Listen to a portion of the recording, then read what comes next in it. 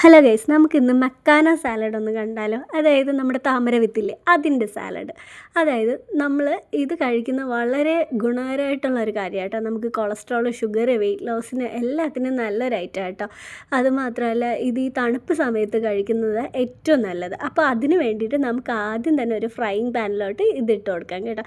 നമുക്ക് എത്ര ആവശ്യം അതിനനുസരിച്ച് നമുക്ക് എടുക്കാം.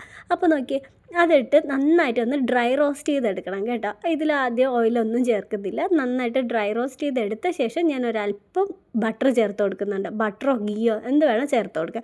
അപ്പോൾ നോക്കിയാൽ അതിലോട്ട് ഒരല്പം മഞ്ഞൾപ്പൊടിയും ഒരല്പം മുളക് പൊടിയും പിന്നെ ഞാൻ ചാട്ട് മസാല ചേർക്കുന്നുണ്ട് കേട്ടോ. ഒരല്പം ചാട്ട് മസാലയും അടുത്തതായിട്ട് ഉപ്പ് ചേർത്ത് കൊടുക്കുന്നുണ്ട്. ഉപ്പും കൂടെ ചേർത്ത് ഈ മസാല ജസ്റ്റ് ഒന്ന് മൂപ്പിച്ചെടുക്കുക കേട്ടോ. അധികം കരിഞ്ഞു പോകണ്ട, സിമ്മിലിട്ടിട്ട് ചെയ്താൽ മതി. അപ്പോൾ അതൊന്ന് മൂത്ത് വരുന്ന സമയത്ത് നമ്മൾ റോസ്റ്റ് ചെയ്ത് വെച്ചേക്കുന്നില്ല, അതിനെ കൂടെ നമുക്ക് ഇതിലോട്ടൊന്ന് ചേർത്ത് കൊടുക്കാം. ഇത് ഭയങ്കര ഹെൽത്ത് ബെനിഫിറ്റ് ഉള്ള സംഭവം കേട്ടോ. നമ്മൾ അധികം അങ്ങനെ നമ്മൾ കേരളത്തിൽ ഇത് ഉപയോഗിക്കുന്നില്ല, എന്നാൽ പോലും ഇത് നല്ലൊരു ബെനിഫിറ്റ് ആയിട്ടുള്ള സാധനമാണ് നമുക്ക് ഹെൽത്തിനായിട്ട്. അതായത് ഹാർട്ടിനും എല്ലാത്തിനും ഇത് നല്ലതാണ്. ഷുഗർ, കൊളസ്ട്രോൾ എല്ലാം അഡ്ജസ്റ്റ് ചെയ്യും.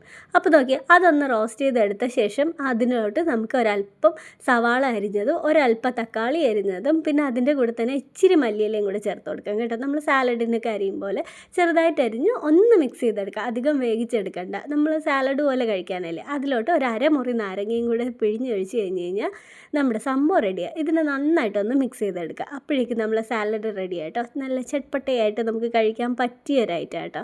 നല്ലൊരു സാധനം, ഇച്ചിരി എരിയും പുളിയായിട്ട് കഴിക്കാൻ പറ്റിയ സാധനം കേട്ടോ. അപ്പോൾ വീഡിയോ ഇഷ്ടമായാൽ ഷെയർ ചെയ്യുക, ലൈക്ക് ചെയ്യുക, സബ്സ്ക്രൈബ് ചെയ്യുക. ബായ്.